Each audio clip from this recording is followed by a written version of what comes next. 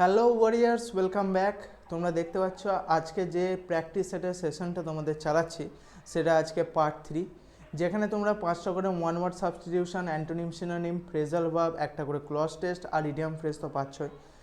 এখানে এবার যে 5টা করেই শুধু আছে সেটা নয়, কারণ দেখো ওয়ান ওয়ার্ড সাবস্টিটিউশন যেটা আছে বা তোমার ফ্রেজাল ভার্ব যেগুলো আছে সেগুলোর যে অপশানগুলো আছে সেইগুলোরও আমি এক্সপ্লেন করছি তোমাদেরকে, ঠিক আছে? তো গড়ে বা তুমি ধরো অ্যাট দি এন্ড অনেকগুলো কোশ্চেনে প্র্যাকটিস হচ্ছে। তো চলো স্টার্ট করি আজকের সেশন। দেখো ফার্স্ট কোশ্চেন যেটা দিয়েছে, that is one who compiles at dictionary, মানে যারা ডিকশনারি বানায়, ঠিক আছে? তারা হচ্ছে তোমার লেক্সিকোগ্রাফার, ঠিক আছে? আচ্ছা, লেক্সিকোগ্রাফার তো আমি বুঝলাম, এবার এডিটারকে কী বলে, অথারকে কী বলে, পাবলিশারকে কী বলে, তাই না? এটারও কিন্তু ওয়ান ওয়ার্ড সাবস্টিটিউশন তোমাদেরকে বলে দিচ্ছি, শুনে নাও। তো এডিটার হচ্ছে a person who edits content like articles and books, যারা বই বা যে আর্টিকেল এগুলো লেখে, ঠিক আছে, বা এডিট করে ওই কন্টেন্টগুলোকে, সেগুলোকে বলে এডিটার, ঠিক আছে? আচ্ছা, লেক্সিকোগ্রাফার আমি বললাম তোমাকে, যারা কম্পাইল বা রাইট ডিকশনারি, ঠিক আছে, যারা ডিকশনারি লেখে। আর অথার মানে কি, যারা বুকস পাবলিশ নয়, মানে লিটারেচার বা বুকস, এগুলো লিটারেরি ওয়ার্কসগুলো লেখে, ঠিক আছে, সেটা হচ্ছে অথার। আর পাবলিশার কে বলো তো? A person or a company that publishes books or content, মানে ধরো একজন অথার প্রথমে লিখলো, ঠিক আছে, তারপর সে কী করলো, তারপর এডিটার, সে ভালো করে জিনিসগুলো যাচাই করলো বা এডিট করলো বলতে পারো, এডিটস কন্টেন্ট। তারপর এলো কি, তারপরে এলো ওরা, এটা হচ্ছে সেকেন্ড, তারপরে এলো ওরা পাবলিশারের কাছে, যে পাবলিশ করবে, ঠিক আছে? আর লেক্সিকোগ্রাফার অ্যানাদার থিং, যারা ডিকশনারি লেখে বা বানায়। Next, something that can not be avoidable বা অ্যাভয়েডেড, ঠিক আছে, যে জিনিসটা অ্যাভয়েড করা যাবে না। আচ্ছা, থ্যানোস যখন চুটকি বাজিয়েছিল তখন কি বলেছিল? আই অ্যাম ইনএভিটেবল মানে কি তাহলে? Something that cannot be avoided, ঠিক আছে, মানে যেটা হওয়ার সেটা হবে, ওটাকে চেঞ্জ করা যাবে না, ঠিক আছে, দ্যাট ইজ ইনএভিটেবল, ঠিক আছে, অপশন নাম্বার সি। আচ্ছা, ইম্পসিবল মানে কি? যেটা পসিবলই নয়, আমরা জানি। আচ্ছা, ইনএফেক্টিভ মানে কি? Not producing the desire result, মানে ধরো কোনো কেমিক্যাল ফর্মুলা বা যে ধরো কোনো ওষুধ, আমি কেমিক্যাল ফর্মুলায় আর যাচ্ছি না, অনেক বড় হয়ে যাবে, বাট ওষুধ, ধরো একটা ওষুধ তোমাকে একটা ডাক্তার দিল, ঠিক আছে, কিন্তু সেই ওষুধটা খেয়ে তোমার ঠিক হলো না, মানে যে রেজাল্টটা তুমি আশা করছিলে সেটা হলো না, তাহলে ওটা কি? ওটা হয়ে যাচ্ছে তোমার ইনএফেক্টিভ, ঠিক আছে? আচ্ছা, ইনএভিটেবল মানে কি? আমি কি বললাম? সার্টেন টু হ্যাপেন, আনঅ্যাভয়েডেবল, ঠিক আছে? আর ইনভিজিবল মানে কি? যেটা আমরা চোখে দেখতে পাই না, ঠিক আছে, ক্যানট বি সিন। তাহলে এর অ্যান্সার কী বললাম আমি? এর অ্যান্সার বললাম আমি অপশন নাম্বার সি, ইনএভিটেবল। ওকে, কোয়েশ্চেন নাম্বার 3। আচ্ছা, হি finally dash smoking after many years, এটা কি হয়ে যাবে? এটা হয়ে যাবে গেভ আপ। গেভ আপ মানে কি বলতো? কুইট করা, ঠিক আছে, মানে বন্ধ করে দেওয়া, স্টপ ডুইং সামথিং। আচ্ছা, র্যান আউট মানে কি? Used up all of something. ধরো একটা বয়েমে আমরা কি করি, চা বানাই সকালে, তো চিনি রেখেছিলাম, এরপর চিনি শেষ হয়ে গেছে, তাই না?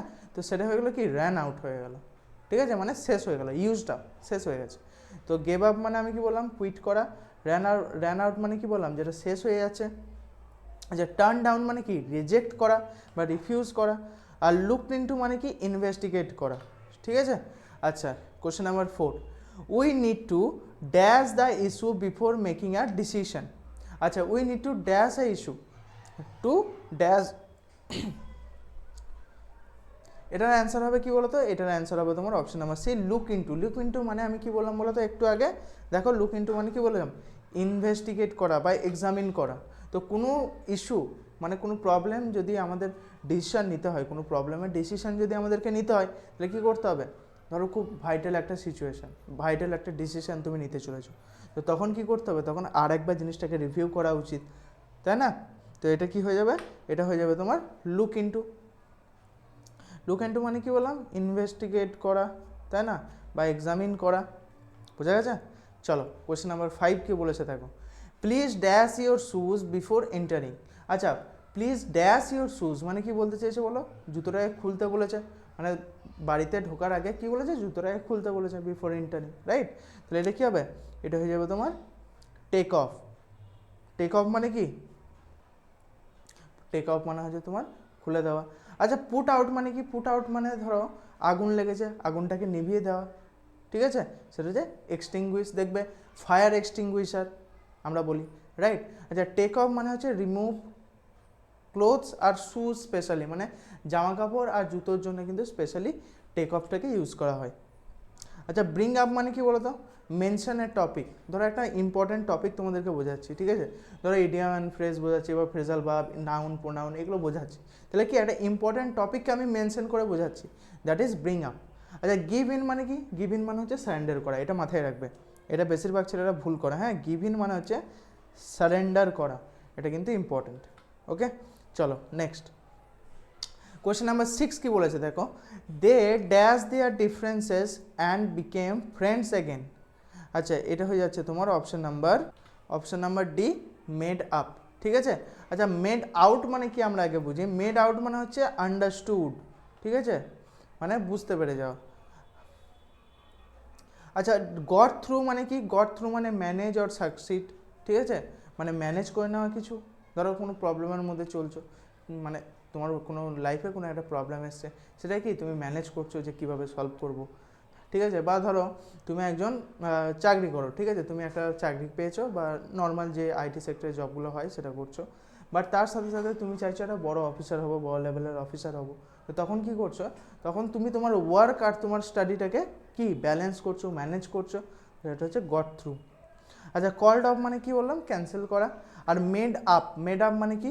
Reconcile or become friends again, ঠিক আছে, আবার ভালো বন্ধু হয়ে গেল। আচ্ছা next, C dash the offer as it wasn't good enough. আচ্ছা একটা অফার দেওয়া হয়েছে মেয়েটাকে, সে কী করলো? অফারটাকে ক্যান্সেল করে দিল বা তোমার রিফিউজ করে দিল। আচ্ছা এখানের মধ্যে এই যে অপশানগুলো আছে, এখানের মধ্যে কোনটা তোমার মনে হয় যে রিফিউজ করা ডিনোট করছে? That is option number A, turn down, ঠিক আছে। টার্ন ডাউন মানে হচ্ছে রিজেক্ট করা বা রিফিউজ করা। আচ্ছা সেট আপ মানে কি বলতো? অ্যারেঞ্জ করা। ব্রোক ইন্টু মানে কি? আগের ক্লাসটায় বুঝিয়েছিলাম যে ব্রোক ইন্টু মানে হচ্ছে ধরো জোরপূর্বক তোমার ঘরে কেউ ঢুকে এলো, ইল্লিগালি কেউ তোমার ঘরে ঢুকে এলো, দ্যাট ইজ এন্টার ফোর্সিবলি, অর তোমার ইল্লিগালি যদি তোমার ঘরে কেউ ঢুকে আসে বা চোর যারা ঢোকে আর কি, সেটা হচ্ছে ব্রোক ইন্টু। মানে না the thief broke into the house, তাই না, এরকম কিছু একটা এক্সাম্পল তোমাদের কোশ্চেনে আসবে, তখন কিন্তু আমাদেরকে ব্রোক ইন্টু, থিপ যদি থাকে তখন কিন্তু ব্রোক ইন্টু করতে হবে, ঠিক আছে। মানে কি ইললিগালি যদি তোমার ঘরে কেউ প্রবেশ করে সেই সময় আমরা কি ইউজ করব? ব্রোক ইন্টু ইউজ করব, ঠিক আছে। আচ্ছা গেভ আউট মানে হচ্ছে ডিস্ট্রিবিউট করা, ঠিক আছে। চলো next, go the extra mile. আচ্ছা গো দ্য এক্সট্রা মাইল মানে কি? গো দ্য এক্সট্রা মাইল মানে কি?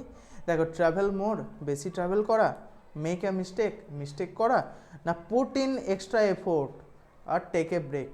গো দ্য এক্সট্রা মাইল থেকেই তুমি একটা কথা বুঝতে পারছো যে তুমি যতটা হাঁটছো, ধরো তুমি হাঁটতে বেরিয়েছো, তুমি যতটা হাঁটছো তার চেয়ে তোমাকে এক্সট্রা মাইল হাঁটতে বলছে, মানে বেশি হাঁটতে বলছে। এটা কি ডিনোট করছে? এটা বলছে তোমার option number C, put in extra effort, মানে তুমি যা এফোর্ট লাগাচ্ছ পড়াশোনায় তার চেয়ে আরও বেশি লাগাতে হবে। কেন? কারণ কম্পিটিশান আরও বেড়ে গেছে। সেই কম্পিটিশানে যদি তোমাকে র্যাঙ্কিং করতে হয় তাহলে কী করতে হবে? তোমাকে আরও বেশি এফোর্ট লাগাতে হবে। ওটাই বলতে চেয়েছি যে গো দ্য এক্সট্রা মাইল মানে কি? পুট ইন এক্সট্রা এফোর্ট, বুঝা গেছে? চলো নেক্সট, হিট দ্য স্যাক। আচ্ছা হিট দ্য স্যাক মানে কি বলো তো? হিট দ্য স্যাক মানে হচ্ছে গো টু বেড, ঠিক আছে। হিট দ্য স্যাক এটা কিন্তু অনেকজন ভুল করেছে। এবার কি তুমি বলবে স্যার বুঝলাম কি করে? এবার টেক্সট বুকে যে অ্যাপ, মানে টেক্সট বুক অ্যাপেতে যখন তুমি দেখবে টেস্টগুলো দাও, ঠিক আছে, এসএসসি এমটিএস হোক বা অন্য কোনো এক্সামে, সেখানে কোশ্চেনের নিচে মানে অ্যাটেম্প করার পর দেখবে পার্সেন্টেজ দেখায় যে কারা কারা কত পার্সেন্ট ভুল করেছে না করেছে, আর এটাই অনেক বেশি মানে পার্সেন্টেজ ছিল ভুল করা। এই জন্য তোমাকে বললাম হিট দ্য স্যাক মানে মনে রাখবে গো টু বেড। আর এটা কি বলতো? এটা রাগের ভাষা, ঠিক আছে। গো টু বেড বলে না এরকম করে, যাও ঘুমাতে যাও, তো ওরকম হচ্ছে হিট দ্য স্যাক, বোঝা গেছে? আচ্ছা অন ক্লাউড নাইন। আচ্ছা অন ক্লাউড নাইন মানে কি? এটাও কিন্তু ইম্পর্টেন্ট কোশ্চেন, এটাও অনেকজন ভুল করেছিল। আচ্ছা অন ক্লাউড নাইন মানে কি বলতো? এটা হচ্ছে ভেরি হ্যাপি, ঠিক আছে, খুব হ্যাপি, সে মানে খুব খুশি, তখন ওটাকে কী বলে? ওটাকে কীভাবে ডিনোট করে? অন ক্লাউড নাইন, বোঝা গেছে? চলো নেক্সট দেখি 11, থ্রো ইন দ্য টাওয়েল। আচ্ছা, থ্রো ইন দ্য টাওয়েল মানে কি বলো তো? থ্রো ইন দ্য টাওয়েল মানে হচ্ছে গিভ আপ করা, ঠিক আছে? মানে সারেন্ডার করাও বলতে পারো বা গিভ আপ করাও বলতে পারো, সেটা হচ্ছে থ্রো ইন দ্য টাওয়েল। চলো নেক্সট দেখি কি বলেছে। নেক্সট দেখো এখানে বলেছে স্পিল দ্য বিনস। যা স্পিল দ্য বিনস মানে কি বলো তো? স্পিল দ্য বিনস মানে হচ্ছে কোনো একটা সিক্রেটকে শেয়ার করা বা রিভিল করে দেওয়া, that is spill the beans, ঠিক আছে? নেক্সট সিনোনিম চলে এসছে, দেখো সিনোনিম মানে আমি কি বলেছিলাম? এস ফর সেম, ঠিক আছে? মনে আছে?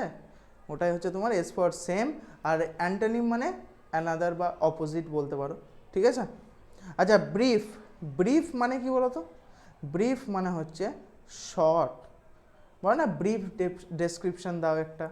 তো ব্রিফ মানে কি? ব্রিফ মানে হচ্ছে শর্ট, বোঝা গেছে? চলো নেক্সট দেখি কি বলেছে। নেক্সট দেখো বলে দিয়েছে ফেমাস। Synonym of famous. আচ্ছা, ফেমাসের সিনোনিম কি হতে পারে? Noted, unknown, failed, hidden. আচ্ছা, যে ফেমাস হবে তাকে অনেকজন চিনবে, তাহলে কি এটা হিডেন? কখনোই হতে পারে না। আবার যে ফেমাস হবে সে নিশ্চয়ই কোনো একটা কাজে মানে নিশ্চয়ই সাকসেসফুল হয়েছে, তবেই একটা সাকসেসফুল পার্সনকে আমরা অ্যাজ এ ফেমাস পার্সন হিসাবে চিনি সচরাচর, রাইট? তো এটাও হবে না, ফেলটাও হবে না। আচ্ছা, ফেমাস পার্সনকে আবার বললাম আমি কি, যে অনেকজন চেনে, তাহলে এটা নিশ্চয়ই আননোন নয়, সেই পার্সনটা আননোন নয়, রাইট? তো এটাও হবে না। তাহলে নোটেড, নিশ্চয়ই নোটেড হবে তোমার ফেমাসের অরিজিনাল অ্যান্সার। কেন? কারণ নোটেড মানে কি? নোটেড মানে হচ্ছে ওটাকে মানে এক কথায় তুমি বলতে পারো ওয়েল নোন, ঠিক আছে? নোটেড মানে কি বললাম? Well known. আমি লিখে দিচ্ছি এখানে, ওয়েল নোন, বোঝা গেছে? চলো নেক্সট দেখি কি আছে।